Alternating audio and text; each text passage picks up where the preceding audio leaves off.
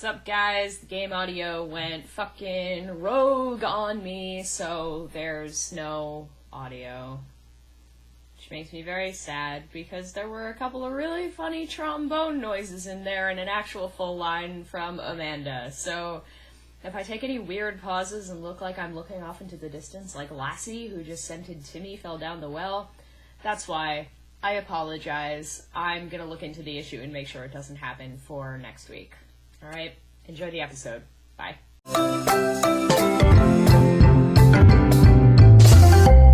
Hello, and welcome back to Maeve Actually Plays Dream Daddy, a dad dating simulator. I'm Maeve, your host, and I'm losing my voice again. With the changing of the leaves, so goes the changing of my vocal cords. They change to nothing. So we're going to make this episode kind of short for the sake of my voice. But hopefully we will still do something a little bit fun. Okay, let's get back into it. So I believe where we left off, we had just been on our second date with Matt, where we, what did we do? God. I just remember making scrambled eggs with Amanda. I'm getting quite confused. We went on our second date with Matt and we got a B, and it was okay. Back into it. Well, it's been a long day. I'm just about ready to pack it in. After a few bites of ice cream from the freezer, I turn off all the lights and walk down the hall to my room. I wonder if Amanda's still awake. That kid needs some sleep. As I pass her room, I can hear a faint sound, but I can't quite make out what it is. I get a little closer. Is she crying? I knock gently on the door. Hey, Amanda? The crying immediately stops. Not right now. Her voice sounds strained. She sniffles. I need to make sure she's okay. I open the door. Oh, honey. In the dark, I can see Amanda's outline in the middle of her bed, knees hugged up against her body. Is everything okay? I don't want to talk about it. Did something happen? No, nothing happened. Go away. Something must have happened. Amanda. Get out! Okay. I quickly leave her room and shut the door behind me. Once the door closes, I can hear her crying again. Wow. What has her so upset? She seemed fine earlier. She's usually so open with me. Did I do something wrong? Is she mad at me? I guess if she wasn't before, she definitely is now. I can't even remember the last time she snapped at me like that. I have a hard time falling asleep, but when I finally do, I'm still thinking about Amanda. After a long night of very little sleep, I roll out of bed and make myself a pot of coffee. Amanda should be up for school soon. Maybe she'll be willing to talk about whatever's bothering her. About 10 minutes before she's supposed to leave, Amanda comes out of her room and makes a beeline for the freezer. Morning, Amanda. Morning. She drops a frozen waffle into the toaster and slams the freezer door. She won't look at me. Yikes. So, anything big going on in school today? No. Okay. Do you need a ride to school? No. Want some coffee? Amanda pulls the toaster lever and takes her still freezer-burned waffle out before it's finished cooking. I have to go. Amanda picks up her bag and storms out. Oh, okay. I haven't seen her act like this in a long time. It's usually short-lived, but it always hurts. Hopefully this blows over and things are back to normal soon. I sit back at the kitchen table and look at a picture of Amanda and I hanging on a wall. In it, I'm teaching her to ride a bike. Her face is a mixture of excitement and pure, unadulterated fear. I remember how determined she was. Every time she would fall and scrape her knees, she would get up and try again. Finally, I had to stop her because she was bleeding everywhere. Then she started to cry because she didn't think she needed bandages and wanted to keep trying. As I put the bike away, she just stood in the middle of the street and screamed. Then I took her for ice cream and it was like nothing even happened. After giving it a bit of thought, I decide that if I force her to talk about it, I'm only going to make things worse. But I have an idea. I start rummaging around for ingredients. I hear Amanda walk in the door. Instead of heading for the kitchen like she usually does, she makes a beeline to her room. She's clearly trying to avoid me. Hey, Pumpkin. What? Can you come here for a sec? There's a moment of silence. Yeah. I wanted to say sorry about last night. I'm just worried about you, kiddo. I get scared when I know something's wrong, and I get even more scared when I feel like I can't do anything about it. Dad, So just, whatever it is, and you don't have to tell me if you don't want to, but whatever it is, just know that you have a dad in your corner who wants you to be happy. Honey, you know I'm bad with words, so I was hoping I could speak a language we both understand. I pull a cake out of the refrigerator and place it on the table. Hopefully the frosting is set by now.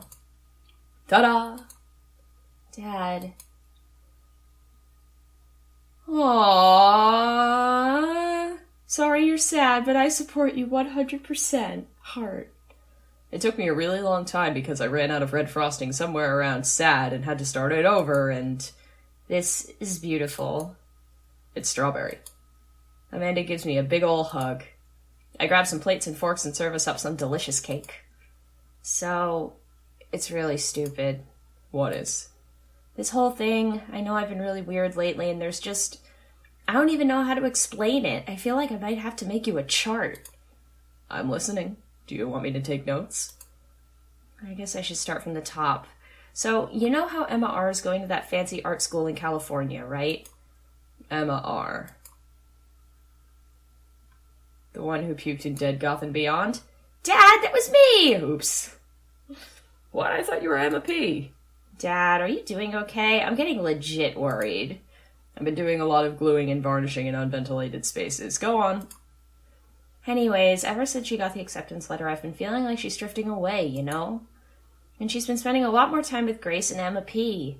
I just thought it was all in my head for a while, but then I found out from Rosie M, that both of the Emmas, Grace, and Noah all went to a party at Mackenzie F's on the same night. They all told me they were both studying for the Calc AB final. Yikes. So, another important piece of information is, God, this is embarrassing. I, have a crush on Noah, and, that's a thing. What? Whoa, I had no idea. I definitely didn't know that. Okay. You're a bad liar. So are you. I learned from the worst.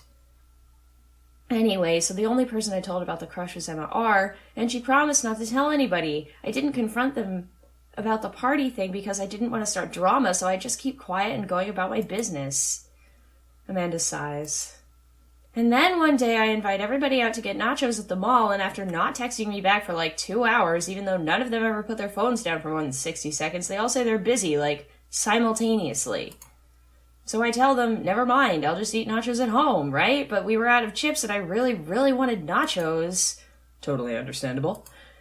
So I go to the mall anyway. I get to the food court and who do I see there but Grace, Emma P, Emma R, and Noah, all hanging out together and eating nachos without me. What? It gets better. I'm standing by the escalators watching them and I realize that Noah has his arm around Emma R, which is kind of weird, right? But then they kiss! No. Yes, I know. So I storm over there and I'm like, hey!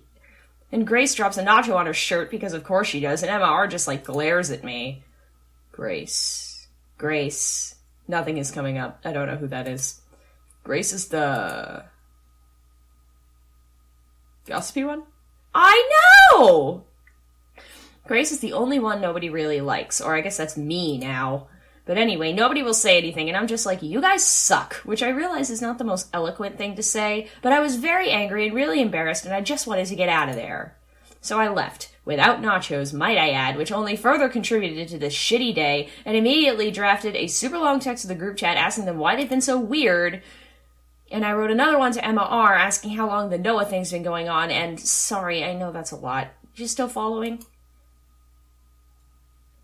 What did Emma R. say? Oh, okay, get a load of this. Emma R. says, you know what, let me just read it to you.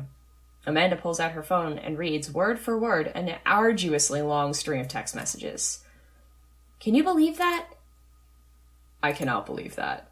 I care so much about Amanda's social life and mental well-being, but man, I do not understand what she's talking about. This is all beyond me, but I am trying my hardest to be supportive. They were dating in secret for like months.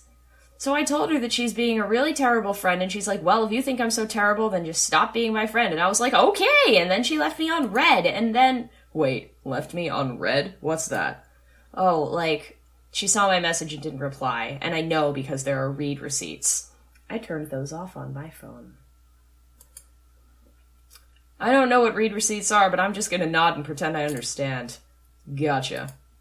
So while this is all happening, I'm talking to Emma P. about how mad I am because she's at least being kind of reasonable, and I'm venting to her about how pissed I am at everybody and stuff. And then out of nowhere, Noah texts me and is like, how could you say that about me? And I'm like, say what about you? And he tells me that Emma P. sent screenshots of everything I told her to the group chat and that I got kicked out of. Alright, I think you lost me at screenshots, but that definitely sounds bad. There's so much more, but honestly, it's all just really stupid teenager stuff. Oh, Amanda, it's your life. The bottom line is that everybody dropped me, half of my grade hates me, and now I have no friends.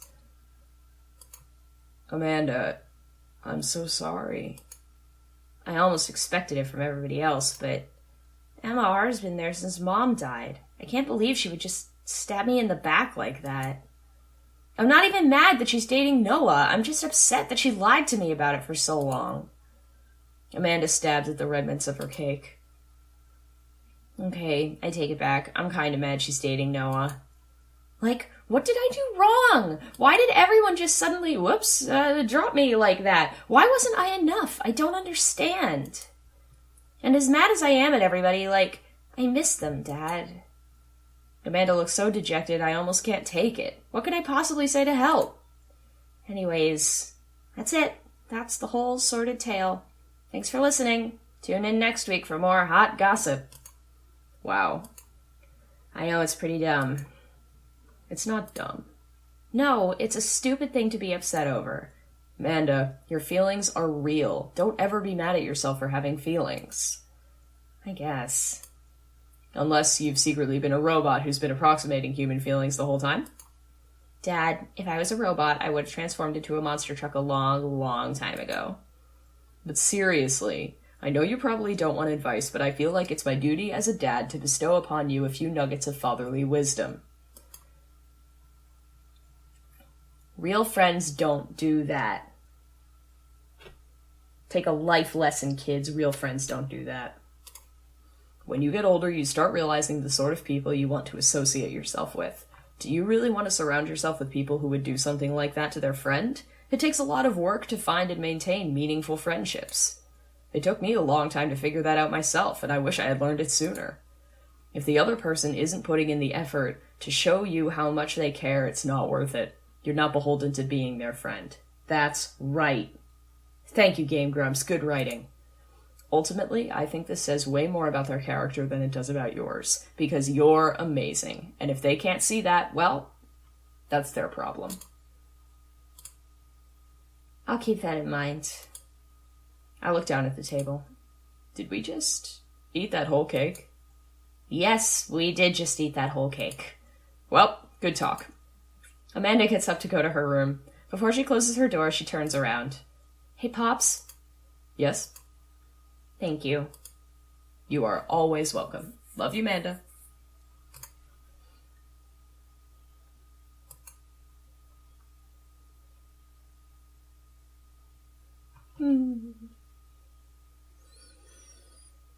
Alright. Come here, Matt. I'm gonna message you. Oh, he's back to 2 hearts. What does that mean?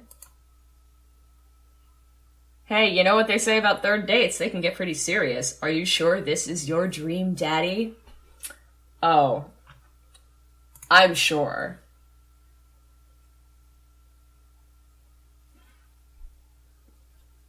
I'm probably gonna have to end halfway through this date, because I'm on a bit of a schedule this morning, but we'll see. We'll see where we go. Matt and I have spent a lot of time together lately. After we went record shopping for the first time, it sort of became a weekly tradition for us to scope out the Vinyl Fantasy 7 for new releases. On quieter days, I'll go to the Coffee Spoon just to hang out with him. Aww. He's been trying to get me to branch out from my usual black coffee to try new drinks, and they're always delicious. Since I've been spending so much time with Matt, Carmencita and Amanda have become really close friends. Amanda's taken Carmencita under her wing, teaching her about photography, helping her with her homework, and introducing her to music that's not just boy bands. Well, she didn't end up taking her to one of those scream cry dancing boy concerts, so Matt wouldn't have to go. A truly heroic move. I can tell that Carmencita really looks up to her a lot, so it's great that Amanda's trying to be a good mentor. The open mic night is tonight. Amanda and I busy ourselves getting ready. I try to pick out a nicer outfit than usual and pace around the room. A bunch of really cool bands are going to be playing, and I'm excited to see them. I haven't been to a show since the first time Matt and I hung out. It's weird. Ever since Matt played piano for me that one time, which didn't happen, I've never been able to convince him to do it again. He's told me that he also plays guitar, drums, and even the trumpet. He still won't play any of them. For someone so passionate about music, it's strange that he doesn't want to actually play it. You ready to go, Pops? I can hear Amanda in the hallway as she approaches my room. Yep. Amanda pops her head in and looks me over. She pinches the bridge of her nose. Dad, we talked about this. What? The sandals. They're older than I am. Vintage, some would argue. I thought you threw them out. Amanda, since when did you enroll in the Fashion Police Academy? I got kicked out because I was a loose cannon who didn't play by the rules. For example, you're not allowed to mix florals, but you totally can if you have a good eye for color. You're out of your jurisdiction, rookie. Amanda guards the door until I pick out a better outfit. Which is funny, because in my opinion, Aesthetic has an excellent sense of style. I mean, look at his shirt. Stop. Those sandals are going directly into the evidence locker. What's the... It's the trash.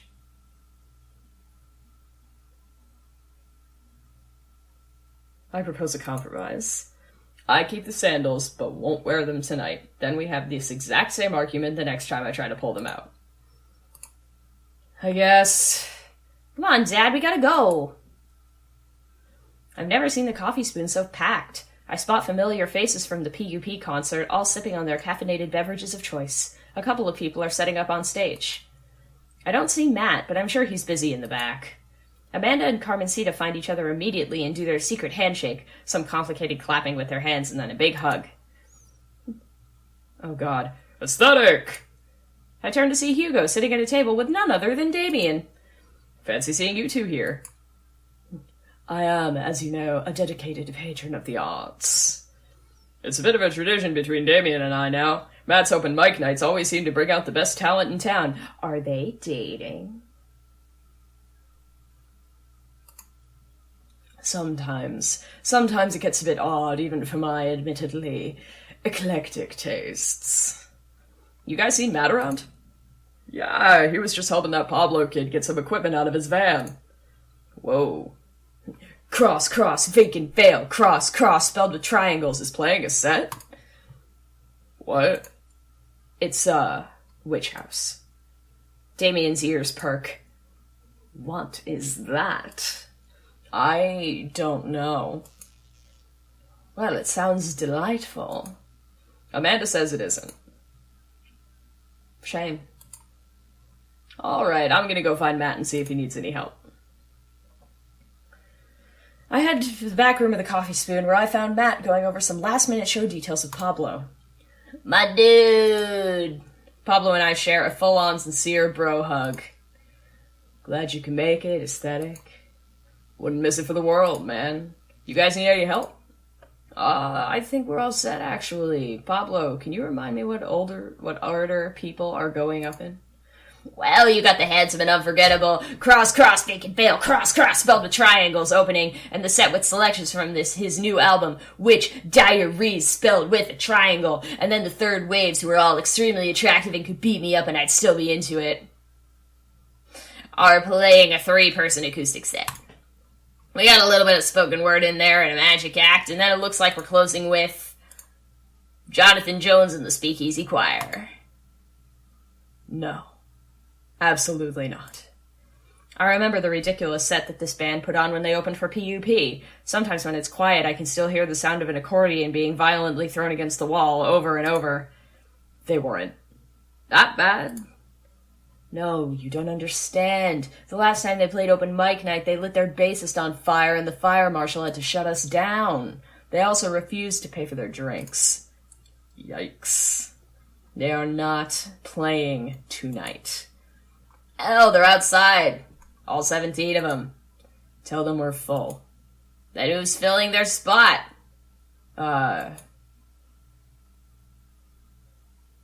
I'll do it. No. Matt, you should play.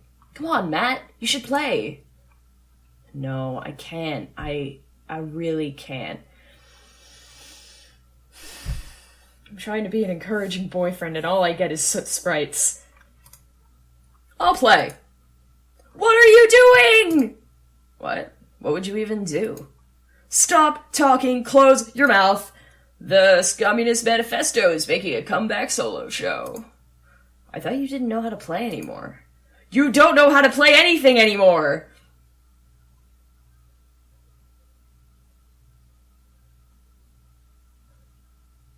SKA comes to you in the hour you need it most without fail. Stop being so desperate to please your hot friend, Aesthetic! Is there a keyboard around? Your unending thirst will be your ultimate downfall! I have one right here. Then it's settled. Dude, are you sure? No, I'm not! As sure as SKA is generally played with staccato notes on the upbeat. Well, as long as nothing gets set on fire, it can't possibly be worse than Jonathan Jones and the Speakeasy Choir. Matt grabs me by the shoulders and stares into my eyes. Thank you, Aesthetic. I owe you big time. Yikes! I settle back into my seat with Amanda and watch the show start. The house is packed now, with a few people even standing outside to watch. What have I gotten myself into? Amanda, I may have made a mistake. Dad, if you bought a brand new pair of those sandals in hopes that I would be okay with you wearing them, I swear to I agreed to pull out my SKA. No. Absolutely not. I had to help Matt. Dad, I love you and I support you, but we left SKA behind for a reason. Look, it's either this or we're in the splash zone for a group of 20 musicians all crying at the same time for the sake of art. And I'm not being hyperbolic about the splash zone thing. They literally hand out ponchos. Somehow this is the preferable option. I just have to play the thing. Play what thing? You don't know how to play any instruments! Just promise me you'll still love me after this. I promise. But I may have to change my last name, and I hope you'll understand. Of course. My new last name is going to be Fireblast. Amanda. Or maybe Cold Steel. Oh, boy. I think I'm going to leave you guys on a cliffhanger for open mic night so I can attack this with the full vim and vigor that an open mic night third date with Matt deserves. Sorry, my voice is killing me and that's the main reason, but I'm gonna get this uploaded for y'all. I hope it's a decent enough episode. And just between you and me, Halloween is coming up in a few days on Tuesday. Keep your eyes peeled. I'm just saying, maybe there'll be something a little,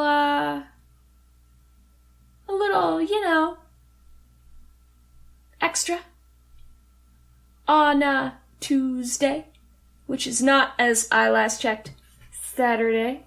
I'm just saying, maybe there's more rolling along the tracks. And in the meantime, I am maeveactually, and I hope that you have a very good day. Bye!